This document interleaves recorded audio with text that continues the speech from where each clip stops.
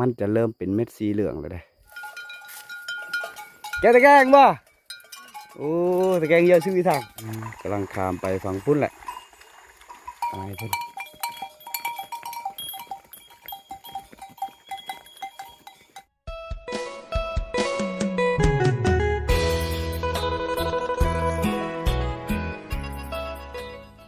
เอาสบายดีทุกคน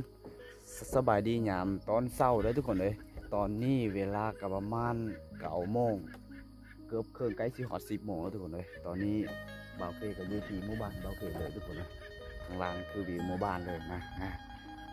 ทุกคนเลยวิดีโอนี้บ่าวเคจะมีการเดินทางไปที่หมู่บ้านแห่งหนึ่งนะทุกคนเลยเป็นหมู่บ้านลึกลับอยู่ในเขตชนบทนี่แหละเป็นหมู่บ้านที่บ่าวเคเคยมาเลยทุกคนเลยแต่ว่ามาวิดีโอนี้บ่าวเคจะให้ทุกคนได้เบิ่งบรรยากาศในระหว่างทางเลยทุกคนไปดูกันตอนเช้า9 โมงตอนนี้นะทุกคนเลยนี่คือทางหมู่บ้านบ่าวเคเลยตอนเช้านะ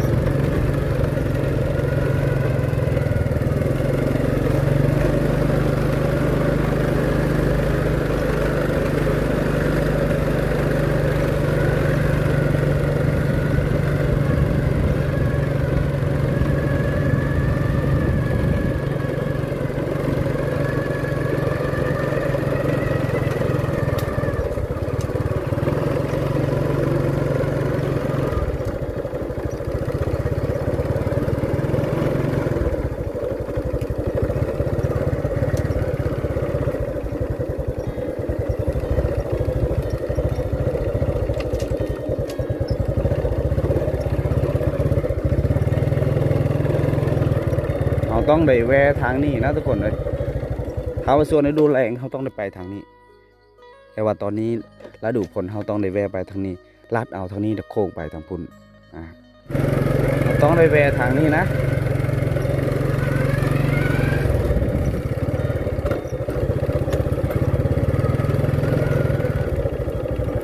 ข้ามป่าข้ามดงเพื่อสิหอด4 กิโลเมตรนะทุกคนเลย4 ลักกว่าๆกันถ้าว่าย่างก็เป็นชั่วโมงนะแต่ว่าเขาขี่รถกับมาฮอดถ้าว่าทางสบายอาจจะประมาณ5-6 นาทีจะฮอด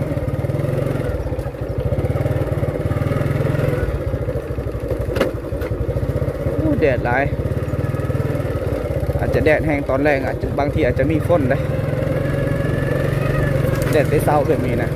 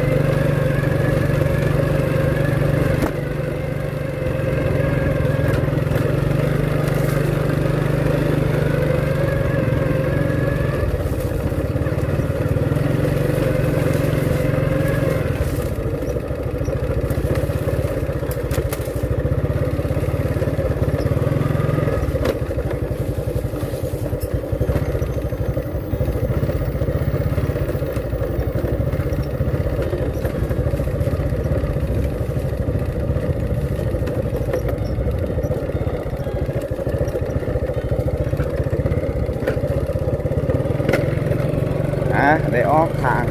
งตัวนี้แล้วนะทุกคนเป็นทางไปให้ไปหน้าของหมู่บ้านใหญ่แหละแต่ว่าทางไปหาบ้านต่อบ้านก็อาจจะเป็นทางตัวนี้แหละเส้นทางตัวนี้ในช่วงในช่วงดับนาทุกคนเลยอาจจะไปไม่ได้เลยแถวนี้มันเป็นขี้ต้มเป็นอย่างแต่ว่าช่วงนี้ก็พอไปได้อยู่นะ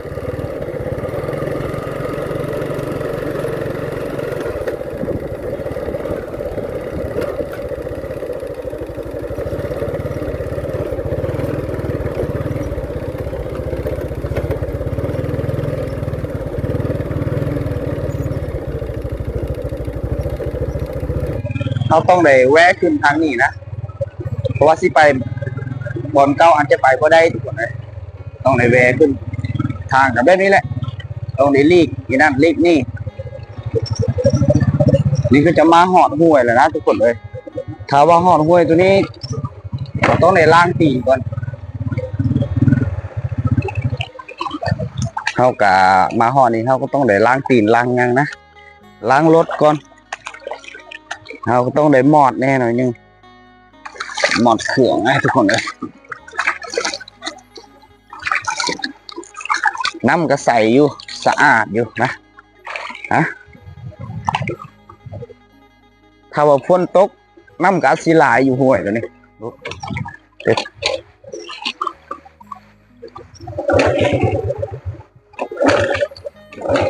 รถก็ติดยากพอไปได้อยู่นะทุกคน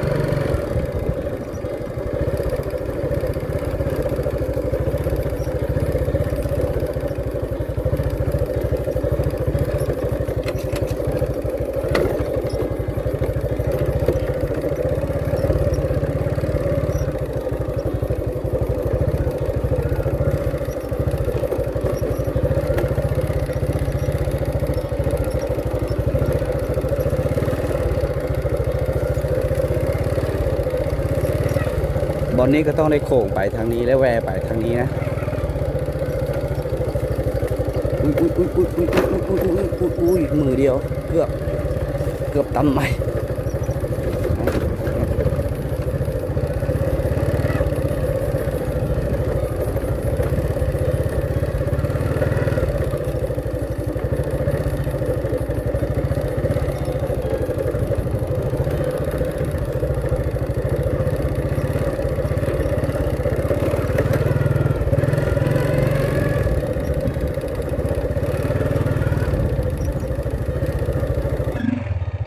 ทุกคนมาหอดดีเขาต้องได้ก่อยนะเพราะว่าญี่ปุ่นเลิกแห้งได้ทุกคนเลย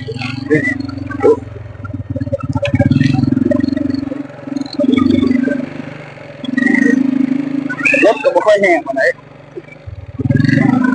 ติ๊กอ่ะติ๊กเล่นคนเลยโอ้ทุกคนเลยเขาเห็นปิ้งนี่เมื่อกี้ว้าตัวเกือบปีงจับนะเกือบปีงจับได้ทุกคนนะลุยต่อวันนี้ห่างจากหมู่บ้านกับประมาณกิโลปลายเลย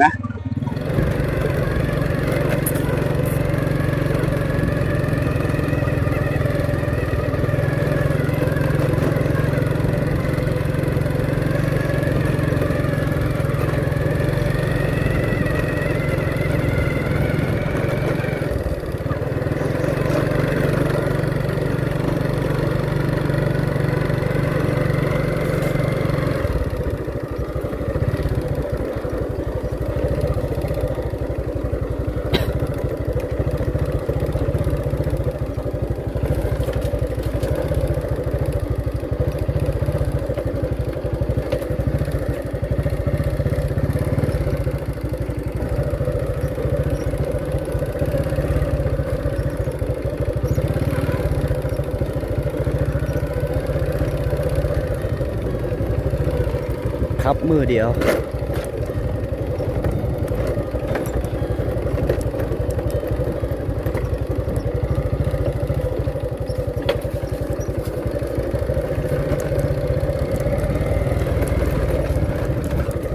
ใส่เกียร์หนึ่งและเกียร์สองนะ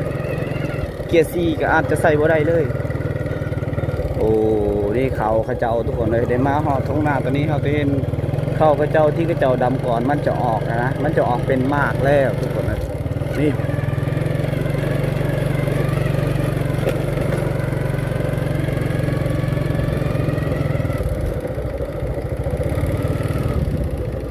เขียวสดงดงามออกเป็นมากแล้วเขาแถวนี้มันสีหอดฤดูกาลฤดูกาลแล้วนะทุกคนเลยแต่ว่าเบาเคก็ยังว่าท่านได้จักตอกจักยั่งหรอก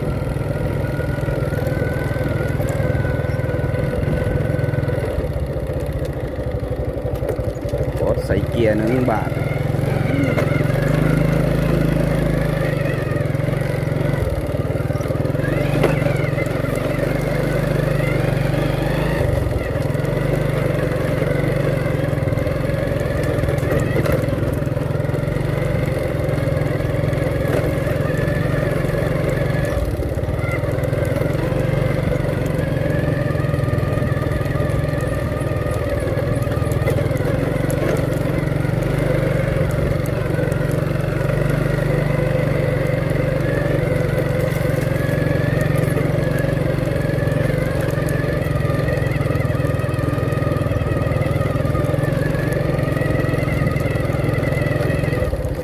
พอมาฮอดแล้วดูเกี่ยวเข้าห้นเขาหน้าเขา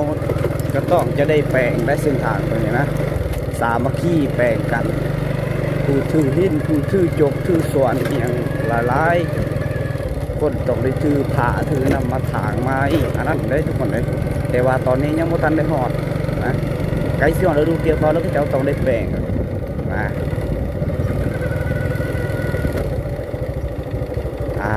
นี่ฮอดจุดนี้โอ้ย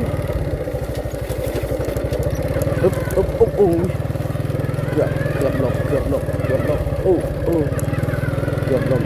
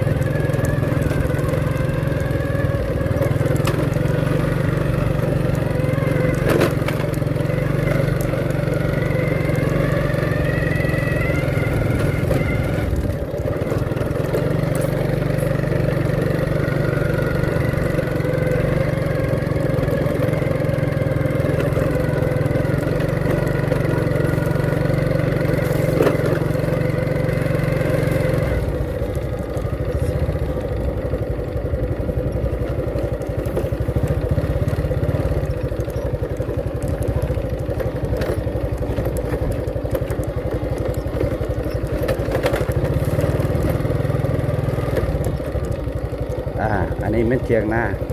และเทียงนาแล้วก็จะมีงัวควายก็จะเอามาเลี้ยงอยู่นี่เลยนะเห็ดหัวอ้อมไว้ก็ได้เทียงนาเขาเจ้านี่ซ้ำเหือนได้ทุกคนนี่เบื้องนี่ลังหนึ่งแล้วก็เบื้องนั่นลังหนึ่งอยู่หน้าละเห็ดน้องหมอน้องไม้เลยนะเลี้ยงงัวไปน้ำสัตว์เลี้ยงของเขาเจ้านี้มันเข้าที่กระเจ้าดำตำหลังเลยนี่มันกะบ่ค่อยจะงามนะมันบ่แพ้ผู้ดำก่อนดอกทุกคนถ้าไปที่ดำตำหลังกันแรกบ่ได้กินเขาหน้าแล้วนะฝั่งคุณคือหน้าเบาเกะเลย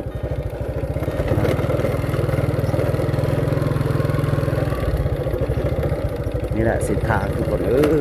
พี่ลุงตรงนั่งอยู่แต่ว่ากระเพาะไปได้นะไปคนเดียวไปได้อยู่ถ้าว่าไป2 คนอาจจะบ่รอดรถบ่รอดนะคนต้องรอดยากเงาแต่ว่ารถนะบ่รอด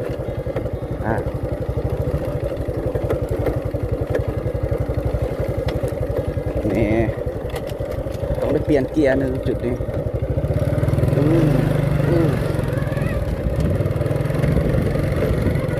นี่เขาพระเจ้า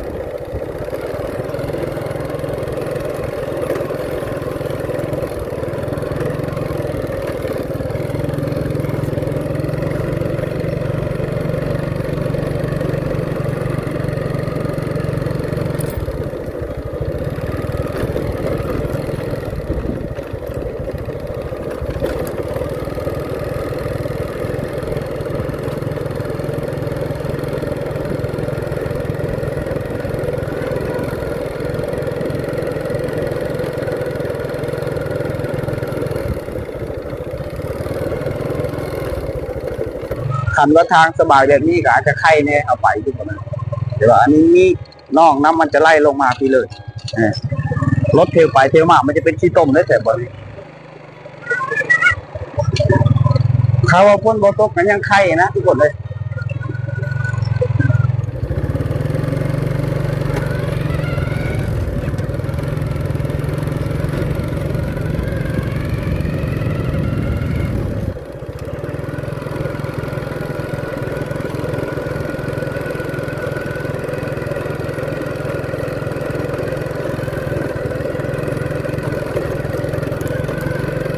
กะซีฮอดบอดจอดรถนะต้องได้จอดไว้ขานี้แหละมาแต่ละเถื่อนะทุกคนในช่วงฤดูนี้ก็ต้องได้จอดปะไว้บนนี้นะเอาเข้าบ้านก็ได้ทุกคนเลยสีฮอดแล้วสีฮอดแล้วปะอยู่นี่แหละมือนะ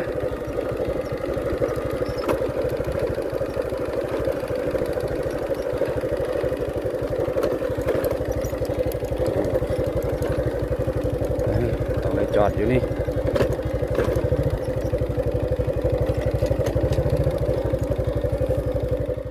เขาต้องได้จอดปะไว้อยู่ในนี่แหละทุกคนเลยนะเนี่ยมาแต่ละเทื่อก็ต้องได้จอดรถอยู่นี่ทุกคนเลยนะตอนนี้กำลังย่างเขาหมู่บ้านคือเก่านะในวิดีโอบาเคมาหมู่บ้านนี่ต้องได้จอดรถอยู่นี่แหละทุกคนกำลังย่างไปประมาณ800 เมตรก็พอย่างอยู่นะห่างจากบ้านโอเคกันคือว่าหาแล้วทุกคนเลย4 ลักบาทน้อยนึงเป็นทางรถอียังไปได้แบบนี้ทุกคนเลยนะเสียงคอบาเคกันยังทุ่มอยู่เพราะว่ายังเป็นวัดอยู่ตอนนี้ทุกคนเลยรถจักรรถยังมันจะไปบ่ได้นะไปบ่ได้เลยรถไทยแห้งไปบ่ได้นี่เด็กเฮานี่แหละย่างนะย่างเอาก็พอไปได้อยู่มื้อนี้คือแปลกว่ะเงียบตัวคนเลยบ่ค่อยจะเห็นคนออกหน้าออกหยังเลย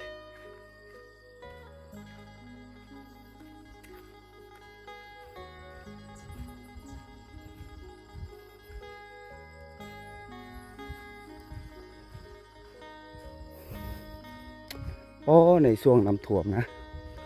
ขี่เหือที่มันแหละหาจับตะกแตนแถวๆนี่แหละขี่เหือกับโมในวิดีโอก่อนนะทุกคนในวิดีโอส่วงกันไปจับตะกแตนนะนี่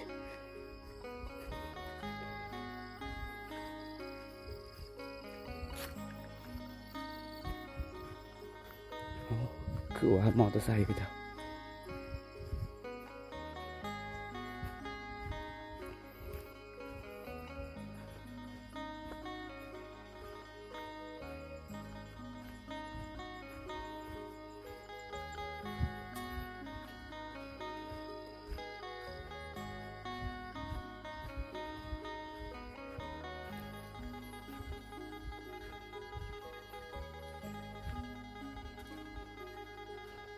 มอเตอร์ไซค์ก็จะจอดปะไว้อยู่ในนี้คือกันทุกคนเลยนี่แหละอาจจะลงห้วยตัวนี้บ่ได้นะก็ต้องเลยจอดปะไว้อยู่นี่มาหอดนี่ต้องในยางไปบ้านต้องในยางด้วยตีนจักมอเตอร์ไซค์ไปเลยมาจอดปะไว้อยู่บนนี้นี่เรากำลังสีลงนะน้ำกะพ่อขามได้อยู่เดี๋ยวสิล้างตีนก่อนนะน้ำสีคุ้นๆอยู่ทุกคนเลยนี่แหละทุกคนเลยการเดินทางไปหมู่บ้านนะในช่วงฤดูนี้ทุกคนเลยมันบ่คือในเมืองนะออกจากตลาดเฮือนกะสีเห็นทางลาดยางแต่ว่าเขตชนบทเฮานี่กันนี่แหละต้องได้ข้ามห้วยข้ามทงข้ามถาเพื่อสิฮอดบ้านคน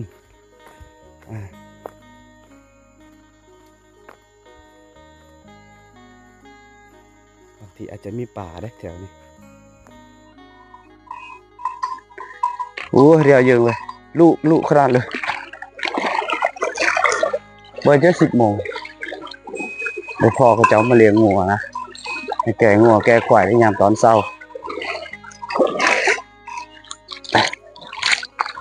ล้างปีกัน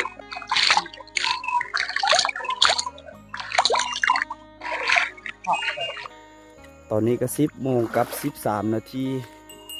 พระเจ้าจะแก้งัวแก้ควายได้ทุกคนเลยเออเอาตะแกรงไม่ไหนไง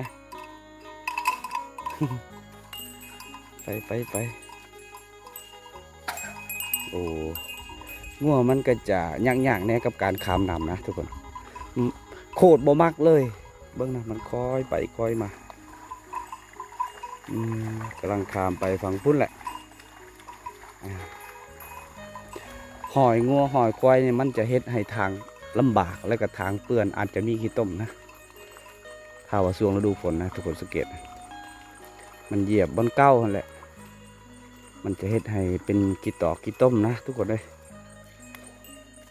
ตอนนี้กำลังสีล้างตีนล้างยังกะที่ว่าพอได้สะอาดแล้วนะสัตว์นี้กำลังสีย่างเข้าหมู่บ้านเลยทุกคนเลยพาไปรุ่นนำกันนะ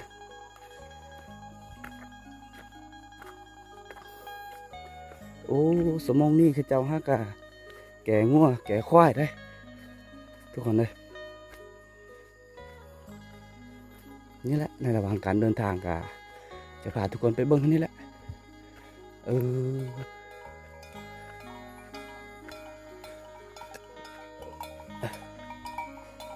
เมื่อยเลย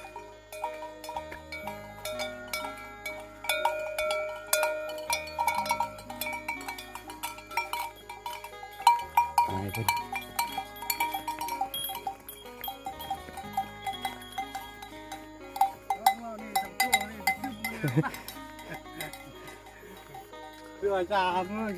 ครับđợi sau này tuần rồi lia phơm cứ cậy này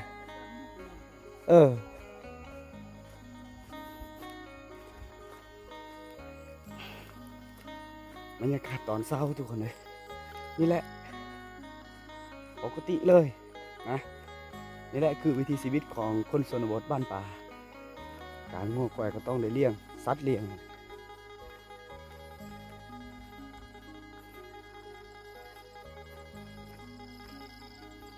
หมายหลักๆเลยหมู่บ้านคือเจ้านี่คือหลายที่สุดก็คืออันนี้แหละ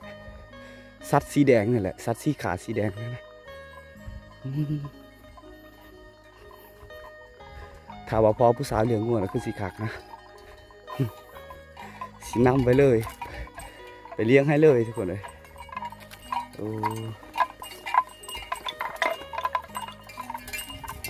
แม่เละมันมุงล่ะโอ้ผู้สาวเลยนี่เปิดเหรอเปิดดวนเด้อเอาไหมแกว่าโอ้ทุกคนเลยได้พ่อผู้สาวอีนี้นะแต่ว่าข้าเจ้าเอากุ๊บมากุ๊บหน้ากุ๊บตาไปก็เลยบ่เห็นนะบ่เห็นหน้าน้องเพิ่นโอ้พ่อผู้สาวอีลีว่าอยากพ่อผู้สาวอีลีแต่น้องเพิ่นอาจจะเคินกล่องข้าเจ้าเคยเห็นบ่เคยตลอดแต่ข้าเจ้าเห็นแล้วข้าเจ้าพบผู้บางคนข้าเจ้าอ่านนะนี่ก็แมน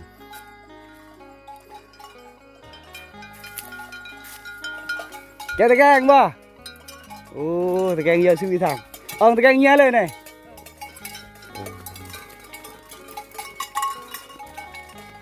ตะกี้ลำตะกี้มีชิดลำโอ้น้องเพิ่น10 โตน้องเพิ่นเลี้ยงผู้เดียวเลย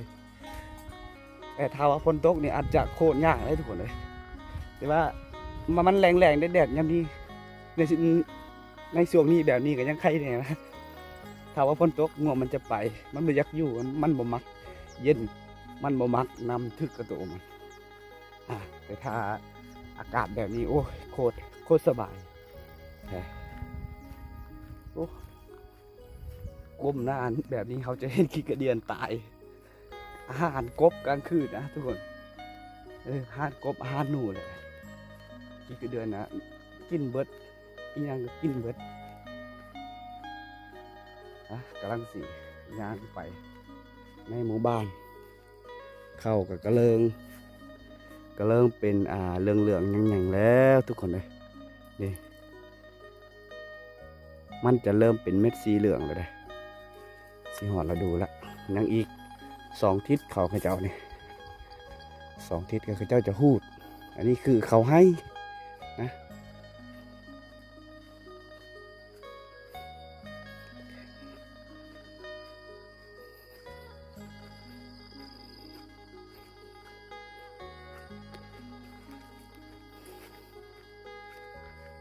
เผื่อออก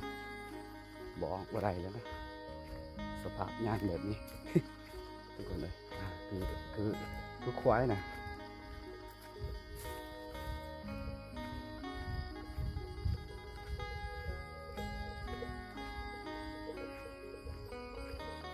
เสียงกระโหลกควายกึก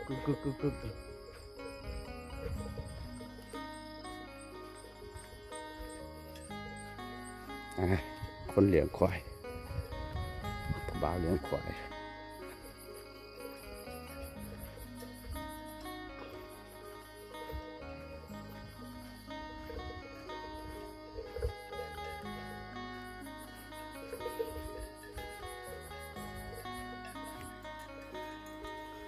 เราเข้าทรงเดิมทรงเก่าทรงเดิมนะแต่ยังก็จะเอาใช้งานได้อยู่เลยจะเอาไล่เสามาค้ำไว้เพราะว่ามันหนัก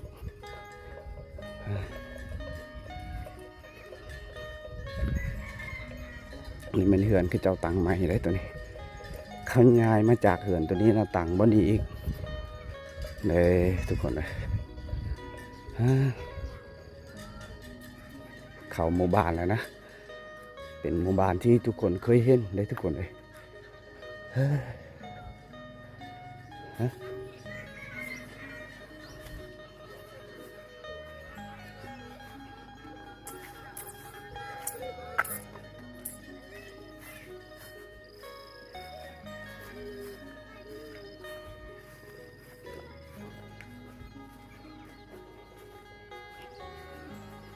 กำลังออกหน้าออกสวนได้ฮะ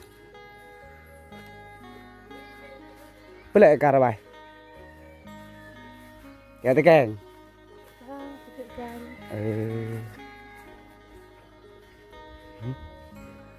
ถามเอื่อยเพิ่นว่าไปเลี้ยงงัวบอกเพิ่นว่าไปหากินเขาหมู่บ้านแล้วนะทุกคนเลยตอนนี้นะอันนี้คือควายอายบาเพนี่ก็เป็นเพื่อนอายบาเพคือเจ้ายังบ่ได้แก่เลยควายทึกคักแน่เลยนี่ว้า